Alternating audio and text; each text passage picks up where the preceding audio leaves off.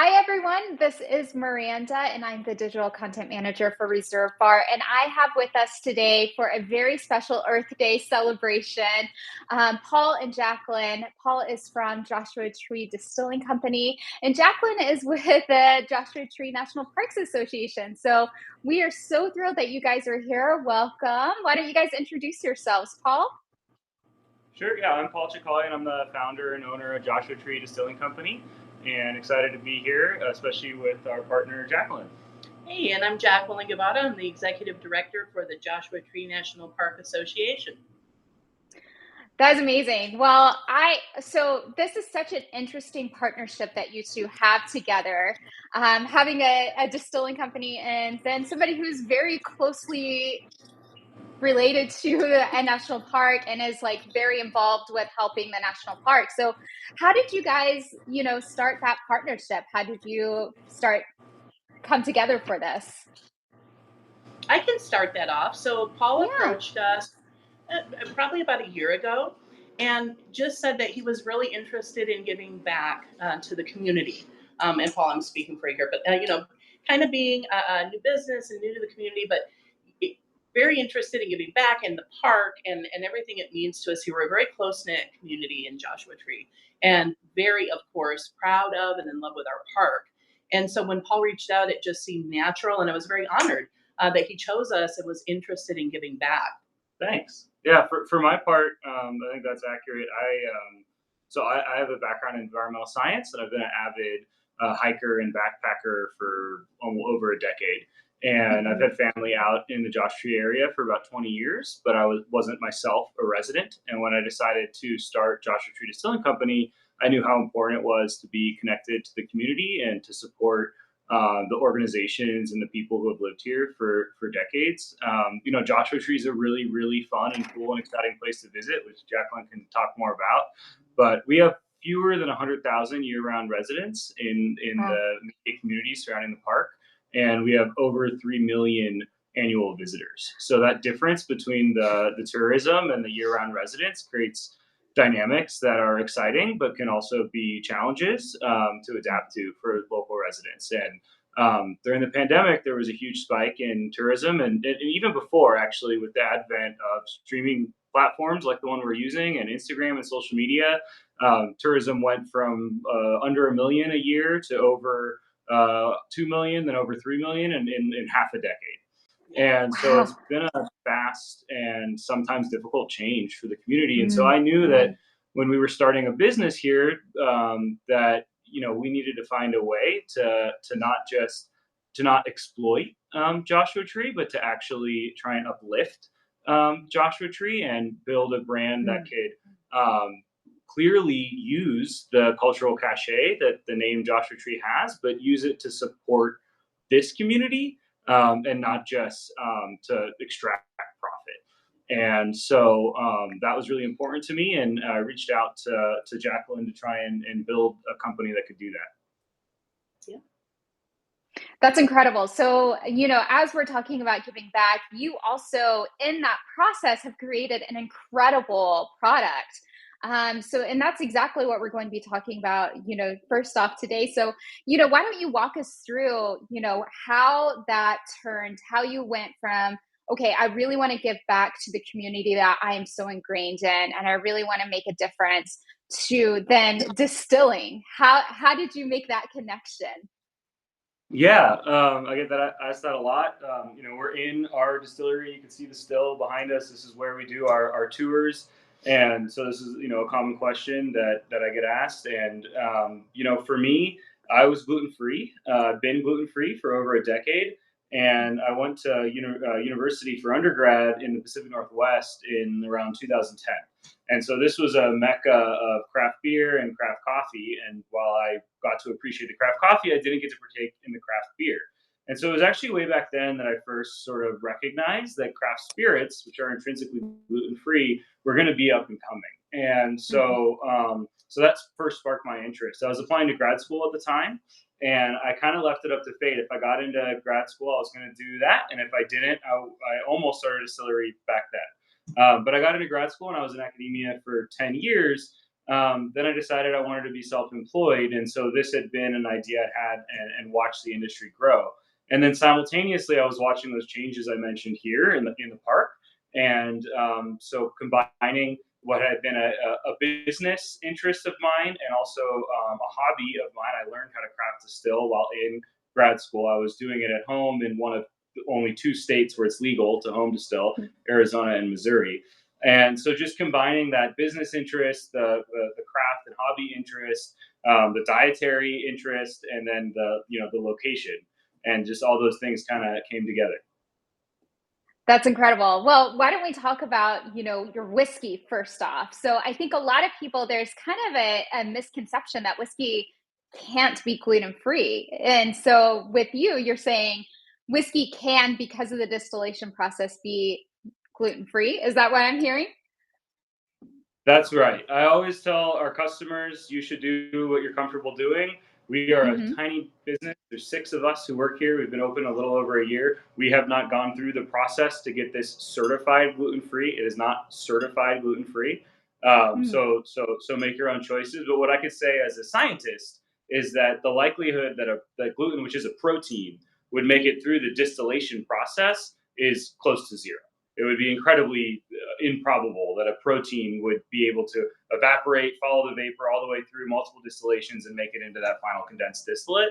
So, as someone who's been gluten free for over a decade, I will drink any spirit as long as there's been nothing added to it, that might contain gluten. Yeah, absolutely. Well, let's go ahead and dive into tasting this. We've had this. This has been in my bar for a little bit now, for a few months now. We had a tasting earlier this year, and so I'm really excited that we get to share this with everyone because we had an internal tasting for Reserve Bar, and now we get to share it with the whole world. So why don't we talk about Lost Horse? Sure. Yeah. So this is our Lost Horse whiskey. It's named after a park trailhead and an old mine that Jacqueline probably knows way more about. We put the very, very brief synopsis of the story on the back label. And then, of course, the JTMPA logo is right here, too, which we're so appreciative, that they let us use that logo.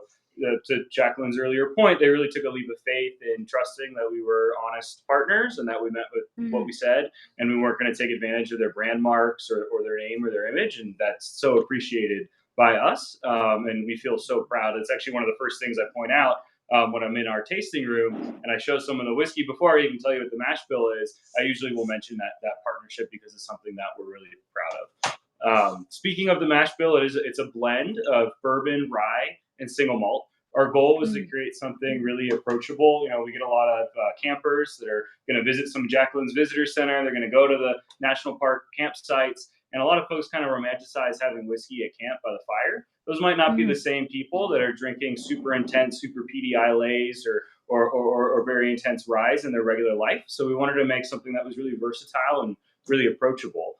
So I could pour us some samples if we want to do a little tasting. Yeah, I would love that. And then also just, the glassware that you guys have is just so incredible. I love that you do a double walled Glencairn. This is just, I've never seen anything like this. And I love the little note that you guys here say, here to raise your spirits. And that is just such Thank a cute tagline. I love that. Thank you. Yeah, appreciate it. That was just something of my own invention, actually. In 2019, I registered the company, and Jacqueline, you may have seen there's a sign hand painted on the highway that said here. So I painted that. That's the real estate sign from the first lot we bought in town. And I covered up the real estate sign. I put black paint on it, and I hand wrote "Here to raise your spirits," and it was supposed to be just kind of guerrilla marketing, a subtle nod to the distillery that was coming. But it's ended. We fully embraced it as an official slogan, and it really is truly reflects what we're trying to do. We want to raise people's spirits not just by getting your buzz on, but also by providing a space for the community to come. We have a free EV charger that is just a community service. We hang art in our tasting room. We don't take any commission from the artists. Give the programs like JTMPA. So in any way we could think of, we try and be just a positive force in our community. That's incredible. So why don't we go ahead and dive into tasting this? So Cheers. cheers. Cheers. Mm, So I've this is tasted so this a good. million times. I'd love to Yeah. hear your thoughts.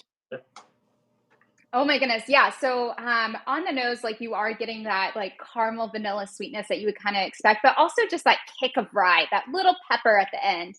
And then as I'm tasting it, okay, this is going to be a weird tasting note, but as I'm tasting it, this time, I am kind of getting like a green chili note, like Hatch chilies from New Hmm. Mexico, which is kind of weird, like kind of like an Cool. herbaceous undertone. Now, Jacqueline, I know you're not the biggest whiskey fan, Mhm. so no need to lie for us. But what's your takeaway? This one I like, and I have a sweet tooth that doesn't end, and I get that sweet kind of vanilla undertone Mm. and that little kick. And I also like what you said, Paul, that this is approachable. This feels Mm. approachable to me. This doesn't feel like something that I'm afraid to drink. I'm afraid to try, and I don't have a lot of experience with drinking whiskey, and so I think that's very important. It's very important in everything we do in the Mhm. park that we're. And I think that this just carries on that spirit. Sorry, pun intended. Pun intended. But yeah, I think it's tasty. Thank you. Yeah. Yeah, I love it. To be Oh my totally honest, the way we came about releasing Lost Horse as a product was because whiskey is what I drink at night if I'm going to have a nightcap. The business plan for this business did not include a whiskey. And after a few months of owning it, I felt really dumb buying whiskey at the store. So I decided to figure out how we can make it ourselves. And it was a really fun process. And so what we do, because we're so new, we haven't been open long enough to have aged this ourselves. So this is a blend. You can kind of think of it like a red wine blend, but it's still something that we made with a lot of care and attention. And so we spent several months ordering samples of different mash bills and different vintages from different distilleries, mostly in Indiana and Kentucky. And that was a really fun period. It was before our doors were actually open, so we had a lot of time for R&D.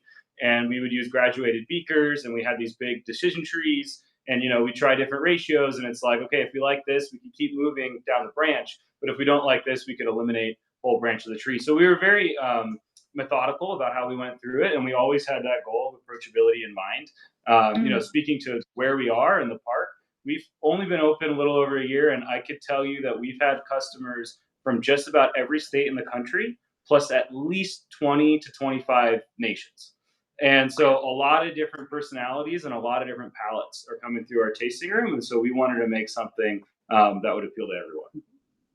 Yeah, that's incredible. And somebody just asked, Gabriel just asked, is this a non-whiskey drinker's whiskey? And I think both of you have said this. Yes, it is. It absolutely is. If you don't drink whiskey, this is like, it absolutely is. It's so approachable. And Paul, I can see you just like sitting around the campfire and drinking this. I can see you like, I have a patio, so I can see myself like sipping this on the patio. I can see it, even in front of the fireplace in the winter time, just being able to sit and just sip this. But also, it's so approachable in the sense that like you can make some really delicious cocktails. And they're like the one that we're going to do, the Manhattan, which we should start prepping for. That one, I love that you guys speak to it in parts.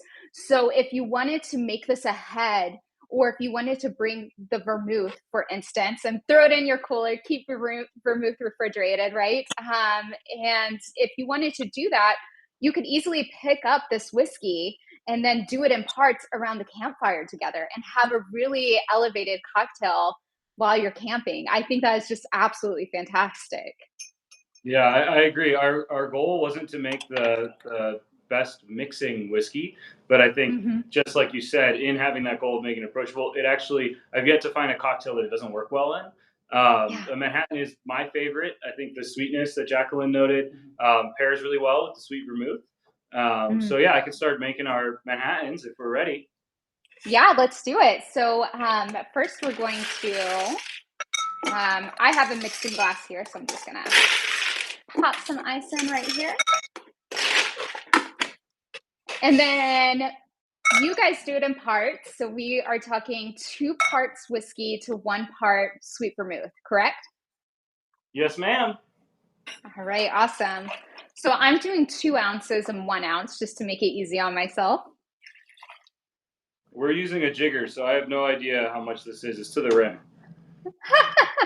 I love that. Depending on the jigger, it looks like you might have a Japanese. I think that would be It looks like two an ounce. ounces. Yeah. Yeah, and 1 ounce on this side. A fun fact is that a lot of jiggers actually have the measurement on the inside. I don't know if you have that for yours. Yeah, it is. I'm looking at it. Perfect. We got 4 Yeah. ounces there. And then This is our. Go ahead. yeah. I'm ahead of you, man. I pre-poured. I was ready. Yeah, and then once you get the vermouth in, the 1 part vermouth, then we're gonna do a dash of bitters, which if you are making basically do like a dash per cocktail. Is that correct? I think so. Yeah. I mean, this is really going to be up to your personal preference, right? I love Yeah. bitters, so I'm going to probably put 5 or 6 dashes in our. This is this makes it possibly for both of us. I love it. I love it. Measure with your heart, as my mom says. We're strong believers in that philosophy here. And you're just gonna stir. And the great thing is that you can make this in your Stanley insulated mug if you're camping. You True. sure could. You sure could. Stir over ice and then pour into your glass. And then I also measure my cherries with my heart. And today I'm a 2-cherry kind of gal. I think that's completely allowed.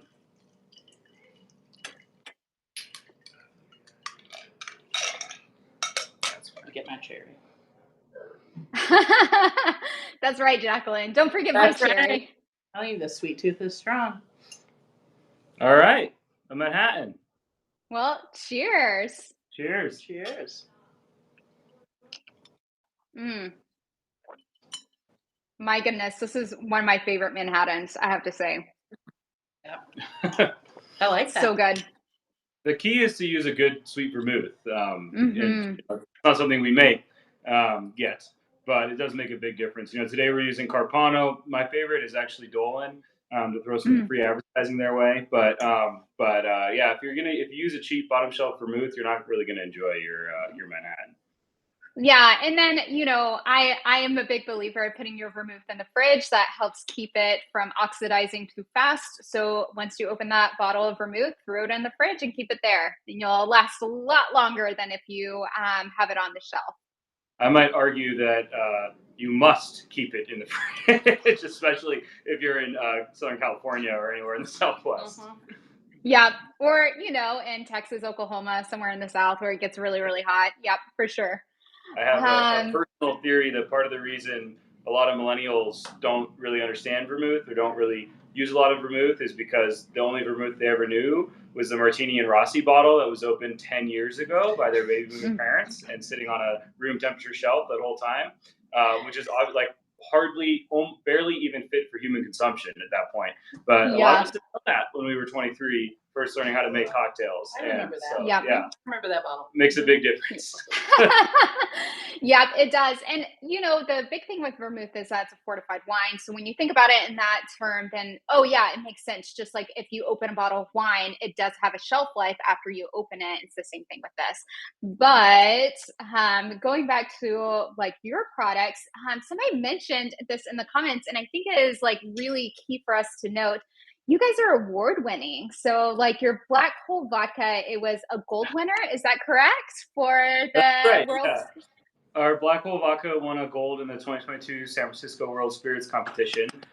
Thank you. It is one of the more prestigious in the industry. We're really excited about that. The vodka is not formally partnered with the Joshua Tree National Park Association, although we are 1% for the Planet members. So 1% of all of our sales of everything, whether it's a T-shirt or a magnet or our vodka, do get donated to various environmental nonprofits. The gin and the whiskey, we have this specific partnership with Jacqueline, which we really appreciate. And then speaking of the gin and the whiskey, they both placed silver in the same competition, which we were pretty pleased with for our first year out in the market. Yeah, that is absolutely incredible to already be award winning in your first year. Like that is something that is kind of like unheard of in a way. Like it's just really, really incredible. So I see that Jordan dropped the link for this Manhattan. So if you need the recipe for later, check out that link right there. That is perfect. And now let's talk. Speaking of the gin, let's talk about the gin. Yeah, let's do it. So our Giant Rock gin is a very unique gin.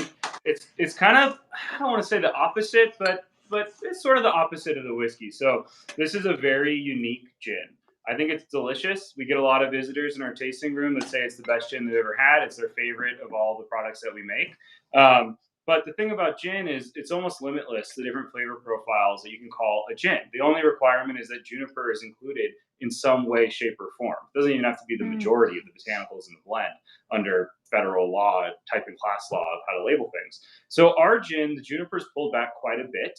And one thing that we find is that a lot of folks who've been turned off by gin, maybe they were drinking Seagram's gin in their parents' cabinet when they were 19 and they didn't have a good time.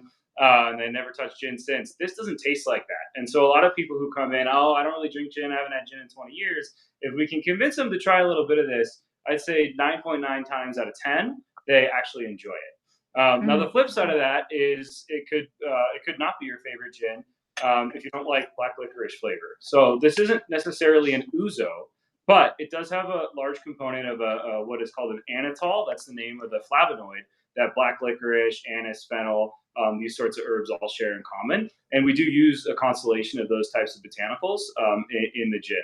The other primary flavor is going to be a pepper blend. So we use a blend of cubeb, black pepper, grains of paradise, pink peppercorn, and actually Nagala seeds. I could fairly confidently say to my knowledge, we are the only distillery making the only gin probably in the world that uses Nagala seeds. So what those are is Yep. I'm Armenian.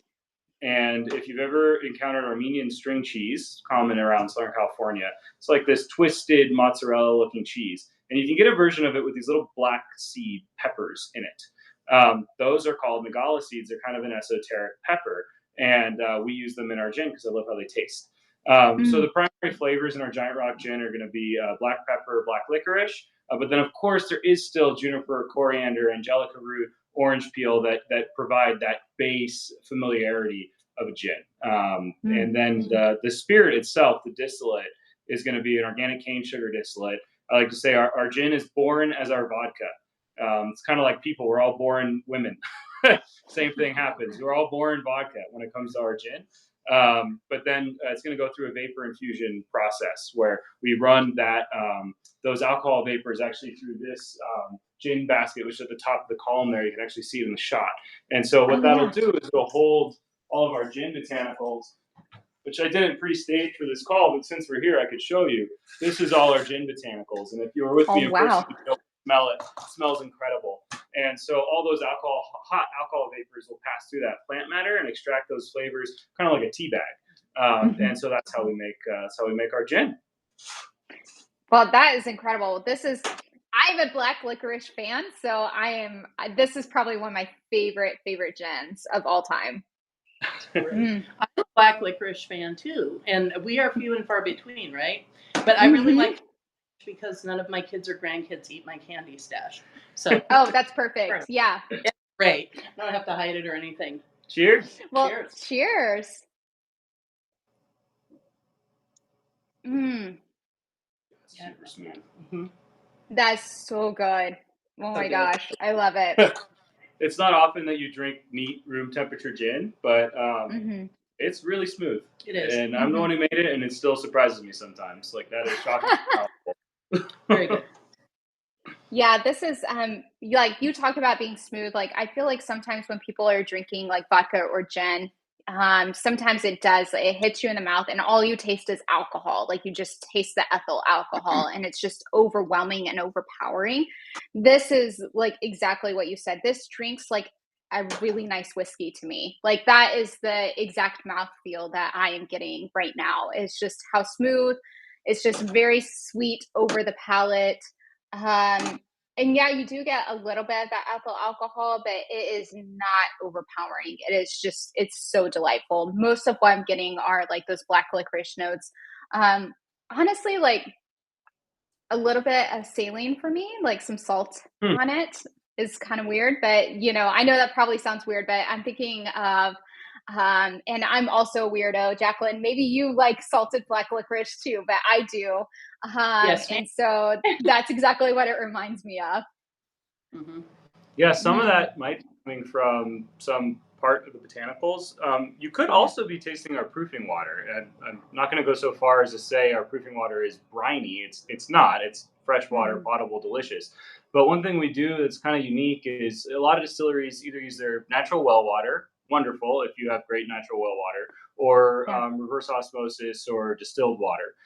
We're out here in the desert, and so our water is super hard. We actually have quite a bit of water underground in Yucca Valley. Jacqueline might know more about this, but my understanding is because we only have less than 100,000 year-round residents compared to the amount of water we have stored, we have plenty of water. But the thing is, it's very hard. And so Mm. we reverse osmosis our well water here, which strips everything out. It takes it down to less than 10 parts per million total dissolved solids. But that also affects the flavor. We're used to there being some mineral components in the water that we drink.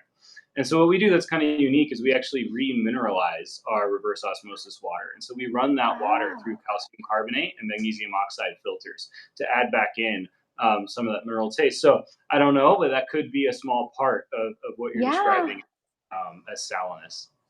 Yeah, you talk about being in the, like, specialty coffee industry, and that has been a trend for a really long time in specialty coffee is, remineralizing your reverse osmosis water. So that is so fascinating that you do that for this distillate. Wow. I like to tell people on tours, 60% of the bottle of vodka is water. So just like with Uh-huh. coffee or bagels, it really does matter. Hmm. It does, it does. Oh my goodness, that's so fascinating. Okay, speaking of the minerality, I think this would be so good in a martini. Just, if you're especially if you're the type of martini person who likes a drop of vermouth, like this is the gin for you, right? I agree. Yeah, Just it makes a fantastic martini because it is a unique gin. The choice of vermouth, the type of martini, right? If you like it really wet or really dry or really dirty or not. I have experienced, uh, renditions of a martini where I can just be honest. Giant Rock maybe not my first choice for that specific style of martini, but I think that if you want to make something that really stands out and is really unique and incredible, you have to sacrifice some of that versatility that the whiskey has. And so, one thing that's really mm, fun to do with this gin because it's so unique is try different cocktails. What does it taste like in an aviation? What does it taste like in a French 75? What does it taste like in a dirty martini or a wet martini or a dry martini? mhm, One of my favorite cocktails that we're not making today, but one of my favorite cocktails was actually a Negroni. I think that the black mm. licorice and flavors pair wonderfully with the Campari in a Negroni. So it's really fun to play around with it in that way. That's incredible. Well, speaking of cocktails, do you want to make the cocktail that we're going to make with this gin? I thought you'd never ask. I do. I love it. Okay. So why don't you walk us through what we're going to be doing here? Sure. So this is just going to be your classic gin and tonic. Um, the one neat thing is we're using our house tonic syrup. Mm, So tonic actually has a really fascinating history that I'm not going to say no one knows. Some folks know, but a lot of people don't. And so tonic is just what word we use to describe what a lot of us get as tonic water. Most of us can recognize that very tanniny, bitter flavor. That flavor comes from quinine. Larger proportion of us might have read the back label of a tonic water bottle and know what quinine is. But the full history, I think, is really interesting, and not a lot of people know. And so, quinine actually comes from the bark of a South American plant. That plant is called Sonona. And mm. as far back in Western, primarily, white history goes, we have records going back to the 1500s of anthropologists and travelers who encountered indigenous populations that would grind up this bark, dry it, grind it up, and drink it. And it was supposed to help with fevers. Over the centuries, Western scientists learned that in particular, this helps with malaria. And so that's sort of Oh, how quinine and that flavor in tonic first entered the Western palate. Flash forward to the heyday or the low point, depending on your side of the situation of the British Empire. And you have the East India Company dominating cultures around the world, and all these British people around the world in places where malaria exists. And by then, British doctors knew the health benefits of quinine. But the problem is, it tastes so intense, it's so tart and so bitter, they wouldn't drink it. The personnel, the soldiers wouldn't drink it. So they started mixing it with gin. And that's the history of the gin and tonic. And so the reason it's called a tonic is because it actually has medicinal qualities, which is important to keep in mind if you ever make your own tonic syrup like we have here. So what we've done is we've gotten that Sonona tree bark, ground it up, done an ethanol extraction to extract just pure quinine. Now that pure quinine extraction, if you were to drink this amount of it, which I don't know why you ever would, but if you did, you'd go to the hospital. It is a pharmacologically active ingredient. And so you have to be really careful if you're going to make your own tonic syrup or your own tonic water at home, that you're dosing correctly, because you don't want to land yourself in trouble. What we have here, and then what we've done is we've added it to a simple syrup that we've made using some of the same spices as in our gin. We have allspice, anise, different things like that. Let it steep, mix it all together, and I think it just kicks the pants out of any store-bought tonic water. So we'll mix this here with club soda for our gin and tonics, and it's really a unique experience. Yes, I kind of snuck. You guys sent me some from your tasting room, and I have to say, like, this is probably one of my favorite gin and tonics because I kind of made one earlier, and I couldn't resist. As soon as I smelled it, I was like, oh, "This is going to be so delicious." I can already tell. It's just such a fascinating. Do you guys sell this at the distillery? I'm just curious. We really Is would there? like to. We're just so new. There's a lot of work involved selling a food product. You got to get nutritional facts. You got to figure out how long they're shelf stable. You got to get the right containers and closures. So we're not yet, but we hope to someday in the future. All right. Well, that is really good to know. I'm looking forward to that so I can buy some for myself. So while we're making this, it's 3 parts gin to 2 parts of the tonic syrup. Is that correct? That is correct. So I've done 1.5 ounces of gin with 1 ounce of tonic syrup here. Same. And then we're just using club soda to taste, essentially, or color, however you want to judge it. Mm-hmm. And then do you garnish with a lime or do you just drink it as is? We garnish with a lime. But you certainly don't need to. I think between the gin flavor profile and the tonic flavor profile, a lime is a nice to have, but absolutely not essential. Mm. Yeah, try it both ways. I'm paying mine on the edge so I can do the exact same, Jacqueline. Well, cheers. Cheers. Cheers.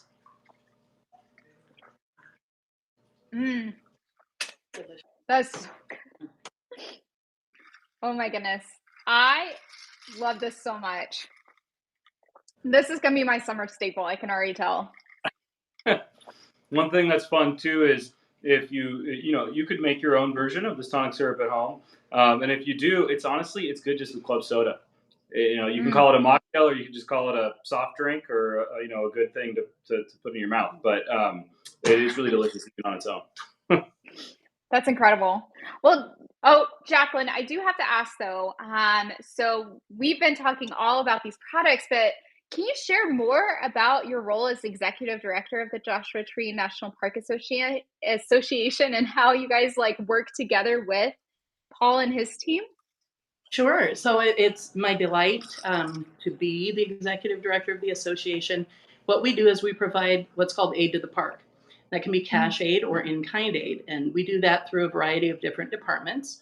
We operate the visitor centers and park stores for the park, and some of those revenues come in from retail, from when people come out, they need water, they need shirts and hats, or things to help them remember the magic that is Joshua Tree. And so that's a great component of it. We've also recently ventured into fundraising because the park is a government entity. There are certain parameters around what different pools of monies can be used for or not. And so our retail funds can only be used for certain projects. But as we're now, as I said, venturing into fundraising, those monies can be used for a much wider array of things. And so this partnership is fantastic in many ways. First of all, we get more community eyes on us and outside the community. I mean, look what we're doing now. our logos on the bottles. We have these wonderful opportunities. Paul's a great guy, so it's just nice to have partners that you get along so well with. But so we Yeah. have that kind of helps get the word out about who we are and what we do. People know Joshua Tree, but they don't know the association, right? And so that Mhm. really helps. Paul and his company donate funds to us on behalf of the park, and we're able to fund projects with those funds. For Mm. instance, we've recently had a lot of rain, and we've had a lot of rain all season, actually, and we're seeing some different types of blooms happening in the park. It's not a super bloom. It's not what we call the S word, but we're seeing some early blooms and some different types of things. So we're able to take some of the money that Paul and partners like him send in and go out and collect some seeds right now while the bloom is happening. It's a very short window. And so we're able Mm. to fund those kinds of things. We're able to fund bighorn research. The bighorn population in the park is 10% of what it was 100 years ago or so. And that's terrible. I could go Mhm. on for hours about that, but I won't. But so the monies that we help raise through partnerships like this go to fund specific research programs. And we have a bighorn collaring program, which involved a helicopter and getting the bighorn. And of course, the scientists did all this, putting tracking collars on them. But now the researchers are able to track movements to things like water for the Mm. bighorn within the park so that we can adjust our human interaction and human traffic. So we've been able to Mm. close off trails because we know the bighorn go there in the summer to get their drink, and we don't want people interacting with them in a negative way. So all these things are made possible through partnerships like this. So Mm. it's great. It's a wonderful product, and in the end, it makes a real legacy difference for the park. It's wildlife, it's flora, and our visitors as well. So we're very very grateful. Thanks. We're grateful that you guys exist. Thank And you. yeah, I mean, like I said at the top, we feel very, very lucky and fortunate and appreciative that Jacqueline was willing to take a chance on us. And we just every day try and honor that and keep making delicious spirits, but also keep doing everything we can to have a good impact in our community. Mm. Yes. Well, that's incredible. And speaking of making good spirits, delicious spirits, you currently have the three expressions that we've talked about: the vodka, the gin, the whiskey. Do you have anything that is coming down the pipeline that you can share about? Yeah, we do. I don't have any props, visual props, unfortunately, but we have an agave spirit that I'm really excited for. So agaves grow naturally in this area, and we actually were on the precipice of releasing a agave spirit made from nectar. So we've made multiple fermentations, run multiple distillations. I recently got married. I gave out, don't tell the Fed, I gave out some of this to my guests. It's satire, obviously. And everyone loved it. It was delicious. But then, by chance, as tends to happen out here in a small community, we met somebody who discovered us and had a private property with quite a few mature agave plants that he wanted us to distill. And so we said, you know, it's a lot cooler than making agave spirits from syrup is making them from the plants. So we kind of went back to square one, and now we're figuring out the steps that involve the plants. So pulling them out of the ground, cooking them, juicing them, and then we'll get back to kind of where we left off. So, but we are working on that currently, and we hope that before the end of 2023, we have one of California's first certified California agave spirits on the market. Wow, that is incredible. And then for people who are not familiar with agave spirits and how that might differ from tequila and mezcal are just from Mexico. And tequila is actually from a specific state in Mexico. So that's the reason why you have to say agave spirit. Is that correct? That's right. Yeah. Yeah. It's just like with California sparkling wine versus champagne, exact same Mm. principle. Yeah. But, and you know, I just want to be clear that it's not just a language difference. It does taste different too. And you know, when you're Yeah. making this stuff in those regions in Mexico, they're using methods that have been traditional for a long time. They're in a different climate. There's different natural yeasts in the air if you're doing an open fermentation. So the final flavor is unique as well. Yeah. And adding to that, in our case, is we're actually using the Americana varietal of agave, which is different than Mm. Blue Weber. They're about Hmm. 2 to 3 times the size, which is really fun to work with. So we have to reinvent all the tools that we use because they don't really translate from the Blue Weber. But the end result is this very naturally smoky spirit in some of the early test batches that we've done. It's a very unique flavor. So yes, it's correct that it's called an agave spirit and not a tequila for political and legal reasons. But I think it is also its own distinct spirit and with its own distinct flavor. Yeah, and you're really able to taste what they call the terroir of the region when you do it this way, correct? Yeah. So I can't wait to try that. And speaking of like new and exciting things, you guys have a club that you are starting. Do you want to share a little bit more about that? Sure. Yeah, I'd love to. I don't even know if Jacqueline knows. This just launched like a week ago. So, I'll be transparent. We're a small business. We've only been open a little over a year. This is a super expensive industry, and we love what we're doing. We Mhm. love who we work with, and we want to keep doing it. And so, we're trying to release good products that people want to buy.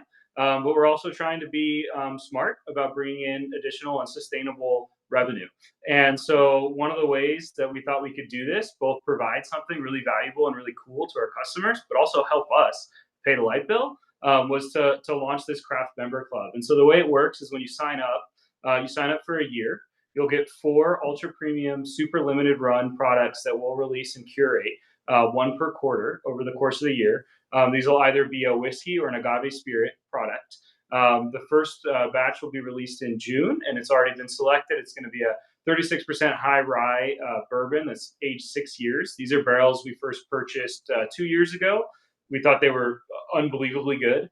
And now they've aged an additional 2 years, and they're really actually some of the best single barrel whiskey we've ever tried. So we're really excited to produce those. That'll be a lot of between 1,000 to 1,500 bottles. It'll only exist that one time. They're also going in their special bottles with really nice screen printing and all these accessories. The next shipment will be 3 months later, and that's going to be an American single malt barrels that we also purchased several years ago, and they're actually a component of our Lost Source whiskey blend. Personally, my favorite component of the blend, but they were a little too young to stand on their own.